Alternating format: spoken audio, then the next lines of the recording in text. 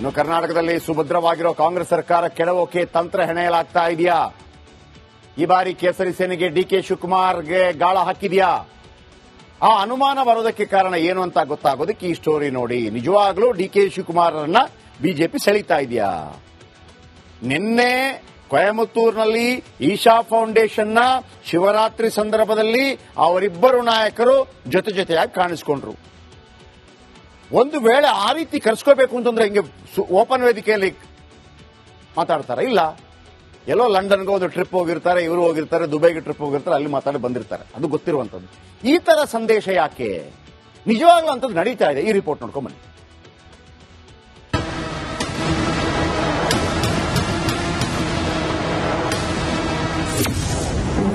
ಸಿದ್ದು ಸರ್ಕಾರ ಕೆಡವಲು BJP high command entry. ಮಹಾರಾಷ್ಟ್ರಕ್ಕೆ ಶಿಂದೆ, ಕರ್ನಾಟಕಕ್ಕೆ ಡಿಕೆ ಶಿವಕುಮಾರ್. ಅಮಿತ್ ಶಾ ಡಿಕೆ ಶಿವಕುಮಾರ್ ಭೇಟಿ ಆಗಿದ್ದು ಕಾಂಗ್ರೆಸ್ ಪಾಳ್ಯದಲ್ಲಿ ಕೆಲ ಪಿಸು ಧ್ವನಿಗಳು ಕೇಳಿಬರುತ್ತಿವೆ. ಡಿಕೆ ಶಿವಕುಮಾರ್ ಈ ಅವಧಿಯಲ್ಲೇ ಮಹಾರಾಷ್ಟ್ರದ ಏಕನಾಥ್ ಶಿಂದೆ ಮಾದರಿಯ ಸಂಚಲನಕ್ಕೆ ಮುನ್ನುಡಿಯಾಗಲಿದ್ದಾರಂತೆ. ಕಾಂಗ್ರೆಸ್ ಪಿಸು ಮಾತುಗಳಿಗೆ ತಕ್ಕಂತೆ ಕೆಲ ದಿನಗಳ ಹಿಂದೆಯೇ ಅದೇ ಏಕನಾಥ್ ಶಿಂದೆ ಒಂದು ಭವಿಷ್ಯ ನುಡಿದಿದ್ರು. ಲೋಕಸಭಾ ಚುನಾವಣೆಯ ಬಳಿಕ ಕರ್ನಾಟಕ ರಾಜಕೀಯದಲ್ಲಿ ಕ್ಷಿಪ್ರ ಬೆಳವಣಿಗೆ ನಡೆಯುತ್ತೆ, ಸಿದ್ದರಾಮಯ್ಯ ಸರ್ಕಾರ ಬಹಳಷ್ಟು ದಿನ ಇರೋಲ್ಲ ಅಂದಿದ್ದರು. कोण एकनाथ शिंदे कर्नाटकमध्ये मी आता गेलो होतो सभेला, ते बोले आमच्याकडे पण नात ऑपरेशन करायचंय. नात ऑपरेशन म्हणजे काय? बोले तुम्ही केलं ते एकनाथ शिंदे, एकनाथ म्हणजे नात ऑपरेशन. कर्नाटकमध्ये पण आपल्यासारखंच काहीतरी चालू आहे. लोकसभेच्या नंतर तिकडे होईल. ते म्हणाले तुमचा अनुभव आम्हाला कामी येईल. ठीक आहे बोले, येतो मी तिकडे. ಕರ್ನಾಟಕ ಕಾಂಗ್ರೆಸ್ನಲ್ಲಿ ಒಬ್ಬ ಶಿಂದೆ ಇದ್ದಾರೆ. ಸರ್ಕಾರ ಕೆಡುವ ಸುಳಿವು ಕೊಟ್ರ ಅಶೋಕ್. ನಾನು ಮುಹೂರ್ತ ಕೊಟ್ಟಿದ್ದೀನಲ್ಲ, ನವೆಂಬರ್ 16. ಆ ಮುಹೂರ್ತದ ಪರಿಣಾಮನೇ ಇದೆಲ್ಲ. ಈಗ ಏನೇನ್ ನಡೀತಾ ಇದೆಯೋ ಆ ಮುಹೂರ್ತದ ಪರಿಣಾಮ. ಬಹಳ ಜನ ಇದ್ದಾರೆ ಕಾಂಗ್ರೆಸ್ ಅಲ್ಲಿ ಏಕನಾಥ್ ಶಿಂದೆ ಅವರು. ಅದರಲ್ಲಿ ಡಿ ಕೆ ಶಿವಕುಮಾರ್ ಅವರು ಒಬ್ರು ಇರ್ಬೋದು. ಅವ್ರು ಹೇಳಿದಾರಲ್ಲ, ನನ್ನ ಉಪಯೋಗ ಮಾಡಗಳಿ ಅಂತ ಇವತ್ತು ಸಲಹೆ ಕೊಟ್ಟಿದ್ದಾರೆ ಎಲ್ಲರೂ, ಇಡೀ ಕರ್ನಾಟಕದ ಜನತೆಗೆ ನನ್ನಿರೋ ಟ್ಯಾಲೆಂಟ್ ಅನ್ನ ಉಪಯೋಗ ಮಾಡಗಳಿ ಅಂತ ಹೇಳಿದ್ದಾರೆ ಅಲ್ವಾ ನಾರಾಯಣಸ್ವಾಮಿ? ಆರ್ ಅಶೋಕ್ ಹೇಳಿಕೆ ರಾಜ್ಯ ರಾಜಕೀಯದಲ್ಲಿ ಸಂಚಲನ ಸೃಷ್ಟಿಸಿದೆ. 136 ಶಾಸಕರ ಬಲ ಇರುವ ಕಾಂಗ್ರೆಸ್ ಸರ್ಕಾರ ಕೆಡುವುದು ಸುಲಭಾನ ಅನ್ನೋ ಪ್ರಶ್ನೆ ಮೂಡಿದೆ. ಆದ್ರೆ ಬಿಜೆಪಿ ನಾಯಕರು ಸರ್ಕಾರ ಕೆಡೋದ್ರಲ್ಲಿ ಪ್ರವೀಣರು, ಆದ್ರಿಂದ ಏನ್ ಬೇಕಾದ್ರೂ ಆಗಬಹುದು. Bureau report, republic Kannada. ನೋಡಿ, ಅಲ್ಲಿಂದ ಬಂದ ನಂತರ ಅವರು ಮಾತಾಡಿದ್ದಾರೆ. ಏನ್ ಮಾತಾಡಿದ್ದಾರೆ ಅದನ್ನು ಕೂಡ ಹೇಳ್ತೀನಿ. ಆದ್ರೆ ಒಂದಂತೂ ಬಹಳ ಸ್ಪಷ್ಟ, ಬಿಜೆಪಿ ಕಾಂಗ್ರೆಸ್ ಹೈಕಮಾಂಡ್ಗೂ ಒಂದು ಸಂದೇಶ, ಇಲ್ಲಿಯ ಲೋಕಲ್ ಲೀಡರ್ಸ್ಗಳಿದಾರಲ್ಲ, ಟೀಕೆ ಕೊಡಬೇಡಿ ಅಂತ ಹೇಳೋರ್ಗೂ ಒಂದು ಸಂದೇಶ, ಮತ್ತು ತನಗೂ ಒಂದು ಓಪನ್ ಆಫರ್, ಎಲ್ಲವನ್ನು ಕೊಟ್ಟುಬಿಟ್ಟು ಈಗ ಸದ್ಯಕ್ಕೆ ಡಿ ಕೆ ಶಿವಕುಮಾರ್ ಲೀಡಿಂಗ್ ಅಲ್ಲಿ ಇದ್ದಾರೆ. ಹಾಗಿದ್ದರೆ ಎಲ್ಲವೂ ಅಂದುಕೊಂಡಂತೆ ಅಥವಾ ಅಂದುಕೊಳ್ಳದ ರೀತಿಯಲ್ಲಿ ನಡೆದರೆ ಬಿಜೆಪಿಗೆ ಹೋಗಿ ಮುಖ್ಯಮಂತ್ರಿ ಆಗೋಕ್ಕಾಗತ್ತಾ? ಆ ಲೆಕ್ಕಾಚಾರ ಏನು? ಅಥವಾ ಕಾಂಗ್ರೆಸ್ ಅಲ್ಲೇ ಇದ್ದು ನನ್ನನ್ನು ಮಾಡಿ ಅಂತ ಹೇಳಿ ಒಂದು ಬಲವಾದಂತಹ ಸ್ಟ್ರಾಂಗ್ ಮೆಸೇಜ್ ಕಾಂಗ್ರೆಸ್ಗ?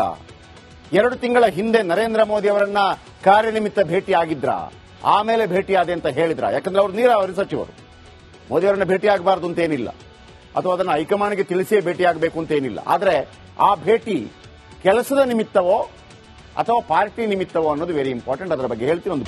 ಇನ್ನು ಕರ್ನಾಟಕದಲ್ಲಿ ಸುಭದ್ರವಾಗಿರೋ ಕಾಂಗ್ರೆಸ್ ಸರ್ಕಾರ ಕೆಡವೋಕೆ ತಂತ್ರ ಹೆಣೆಯಲಾಗ್ತಾ ಇದೆಯಾ? ಈ ಬಾರಿ ಕೇಸರಿ ಸೇನೆಗೆ ಡಿಕೆ ಶಿವಕುಮಾರ್ಗೆ ಗಾಳ ಹಾಕಿದ್ಯಾ? ಆ ಅನುಮಾನ ಬರೋದಕ್ಕೆ ಕಾರಣ ಏನು ಅಂತ ಗೊತ್ತಾಗೋದಕ್ಕೆ ಈ ಸ್ಟೋರಿ ನೋಡಿ. ನಿಜವಾಗ್ಲೂ ಡಿಕೆ ಶಿವಕುಮಾರ್ರನ್ನ ಬಿಜೆಪಿ ಸೆಳೀತಾ ಇದೆಯಾ? ನಿನ್ನೆ ಕೊಯಮತ್ತೂರಿನಲ್ಲಿ ಈಶಾ ಫೌಂಡೇಶನ್ನ ಶಿವರಾತ್ರಿ ಸಂದರ್ಭದಲ್ಲಿ ಅವರಿಬ್ಬರು ನಾಯಕರು ಜೊತೆಯಾಗಿ ಕಾಣಿಸಿಕೊಂಡ್ರು. ಒಂದು ವೇಳೆ ಆ ರೀತಿ ಕರೆಸ್ಕೋಬೇಕು ಅಂತಂದ್ರೆ ಹಿಂಗೆ ಓಪನ್ ವೇದಿಕೆಯಲ್ಲಿ ಮಾತಾಡ್ತಾರೆ? ಇಲ್ಲ, ಎಲ್ಲೋ ಲಂಡನ್ಗೆ ಒಂದು ಟ್ರಿಪ್ ಹೋಗಿರ್ತಾರೆ, ಇವರು ಹೋಗಿರ್ತಾರೆ, ದುಬೈಗೆ ಟ್ರಿಪ್ ಹೋಗಿರ್ತಾರೆ, ಅಲ್ಲಿ ಮಾತಾಡಿ ಬಂದಿರ್ತಾರೆ, ಅದು ಗೊತ್ತಿರುವಂತದ್ದು. ಈ ತರ ಸಂದೇಶ ಯಾಕೆ? ನಿಜವಾಗ್ಲೂ ಅಂತದ್ದು ನಡೀತಾ ಇದೆ. ಈ ರಿಪೋರ್ಟ್ ನೋಡ್ಕೊಂಡ್ ಬನ್ನಿ.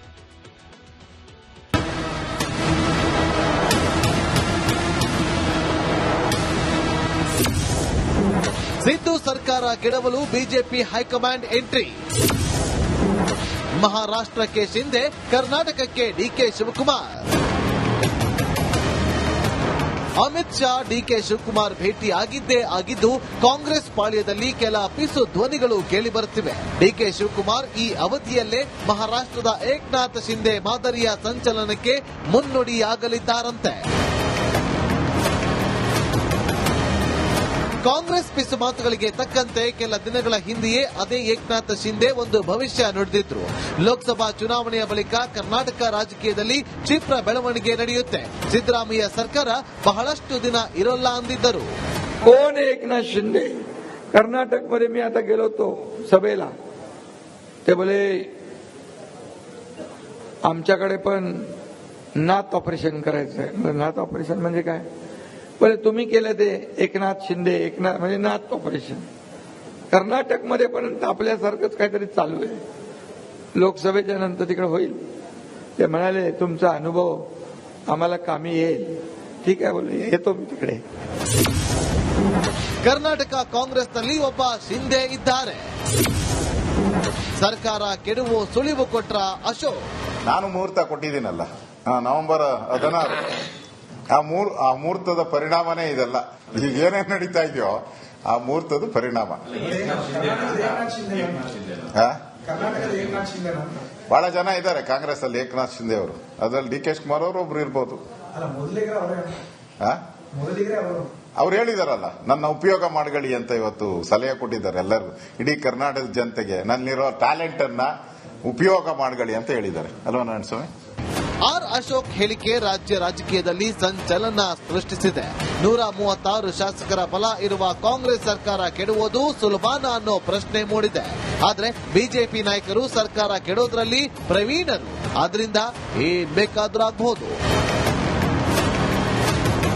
Bureau report, republic Kannada. ನೋಡಿ, ಅಲ್ಲಿಂದ ಬಂದ ನಂತರ ಅವರು ಮಾತಾಡಿದ್ದಾರೆ. ಏನ್ ಮಾತಾಡಿದ್ದಾರೆ ಅದನ್ನು ಕೂಡ ಹೇಳ್ತೀನಿ. ಆದ್ರೆ ಒಂದಂತೂ ಬಹಳ ಸ್ಪಷ್ಟ, ಬಿಜೆಪಿ ಕಾಂಗ್ರೆಸ್ ಹೈಕಮಾಂಡ್ಗೂ ಒಂದು ಸಂದೇಶ, ಇಲ್ಲಿಯ ಲೋಕಲ್ ಲೀಡರ್ಸ್ಗಳಿದಾರಲ್ಲ, ಟೀಕೆ ಕೊಡಬೇಡಿ ಕೊಡಬೇಡಿ ಕೊಡಬೇಡಿ ಅಂತ ಹೇಳೋರ್ಗೂ ಒಂದು ಸಂದೇಶ, ಮತ್ತು ತನಗೂ ಒಂದು ಓಪನ್ ಆಫರ್, ಎಲ್ಲವನ್ನು ಕೊಟ್ಟುಬಿಟ್ಟು ಈಗ ಸದ್ಯಕ್ಕೆ ಡಿ ಕೆ ಶಿವಕುಮಾರ್ ಲೀಡಿಂಗ್ ಅಲ್ಲಿ ಇದ್ದಾರೆ. ಹಾಗಿದ್ದರೆ ಎಲ್ಲವೂ ಅಂದುಕೊಂಡಂತೆ ಅಥವಾ ಅಂದುಕೊಳ್ಳದ ರೀತಿಯಲ್ಲಿ ನಡೆದರೆ ಬಿಜೆಪಿಗೆ ಹೋಗಿ ಮುಖ್ಯಮಂತ್ರಿ ಆಗೋಕ್ಕಾಗತ್ತಾ? ಆ ಲೆಕ್ಕಾಚಾರ ಏನು? ಅಥವಾ ಕಾಂಗ್ರೆಸ್ ಅಲ್ಲೇ ಇದ್ದು ನನ್ನನ್ನು ಮಾಡಿ ಅಂತ ಹೇಳಿ ಒಂದು ಬಲವಾದಂತಹ ಸ್ಟ್ರಾಂಗ್ ಮೆಸೇಜ್ ಕಾಂಗ್ರೆಸ್ಗ 2 ತಿಂಗಳ ಹಿಂದೆ ನರೇಂದ್ರ ಮೋದಿ ಅವರನ್ನ ಕಾರ್ಯನಿಮಿತ್ತ ಭೇಟಿ ಆಗಿದ್ರ, ಆಮೇಲೆ ಭೇಟಿಯಾದೆ ಅಂತ ಹೇಳಿದ್ರ? ಯಾಕಂದ್ರೆ ಅವರು ನೀರಾವರಿ ಸಚಿವರು, ಮೋದಿ ಅವರನ್ನ ಭೇಟಿ ಆಗಬಾರ್ದು ಅಂತ ಏನಿಲ್ಲ, ಅಥವಾ ಅದನ್ನು ಹೈಕಮಾಂಡ್ಗೆ ತಿಳಿಸೇ ಭೇಟಿಯಾಗಬೇಕು ಅಂತ ಏನಿಲ್ಲ. ಆದರೆ ಆ ಭೇಟಿ ಕೆಲಸದ ನಿಮಿತ್ತವೋ ಅಥವಾ ಪಾರ್ಟಿ ನಿಮಿತ್ತವೋ ಅನ್ನೋದು ವೆರಿ ಇಂಪಾರ್ಟೆಂಟ್. ಅದರ ಬಗ್ಗೆ ಹೇಳ್ತೀನಿ.